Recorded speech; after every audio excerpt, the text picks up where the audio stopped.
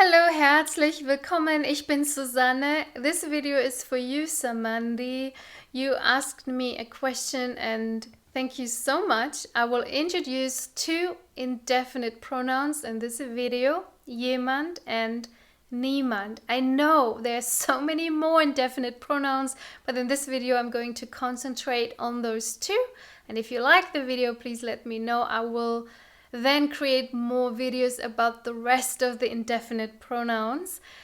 I will explain in English and my examples will be in German as always. And I would say it is interesting to you if you're A2 or at B1 level, I would say. Let's dive in with the first example. Jemand. Ist jemand da? Ja, ich bin da. Is someone there? Yes, I'm there. So jemand means somebody or someone. It's indefinite. It's not definite. We don't mean a specific person. It's impersonal. In this case, jemand is a nominative case because ist is the verb to be.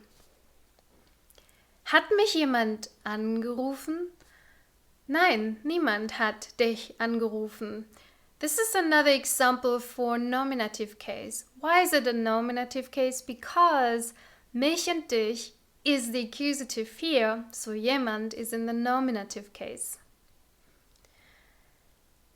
Hast du am Wochenende Zeit? Nein, leider nicht. Ich habe mir schon etwas mit jemandem ausgemacht. Now you can see the em ending. Mit is a dative preposition. That is why we say mit jemandem. With someone. I already made plans with someone. Kennst du jemanden in Berlin? Nein, ich kenne niemanden in Berlin. Now you can see an en ending, and that is the accusative case. Do you know someone in Berlin?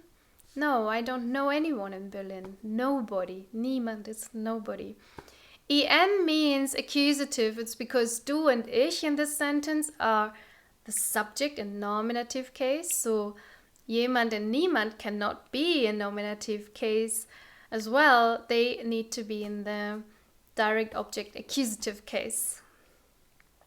Kommst du heute Abend nach Hause? Nein, ich übernachte bei jemandem. Why do I have an em ending? That's the dative case ending. It's because of the preposition by.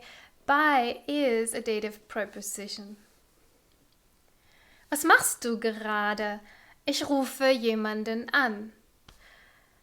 I'm calling someone. Ich, the subject in nominative, is calling the direct object in accusative. Ich rufe jemanden an.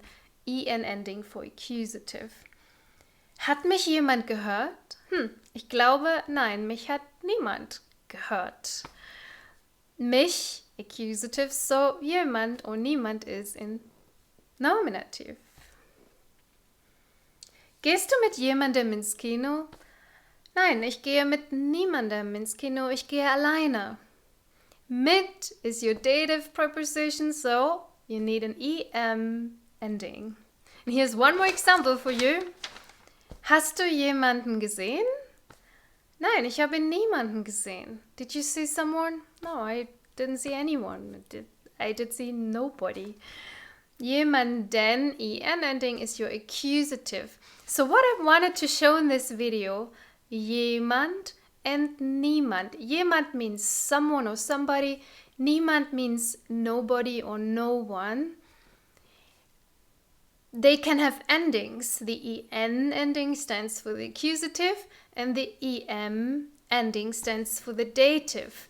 Now, sometimes you have dative or accusative prepositions and then you know. Sometimes you have dative or accusative verbs in the sentence and then you know as well. And sometimes you just need to know what is the subject and what's the direct object or what's the indirect object. Not going to explain that in this video, but I hope it made sense. If you have any questions, let me know. Ich wünsche euch einen wundervollen Tag, wundervollen Abend. Bis bald, tschüss und auf Wiedersehen.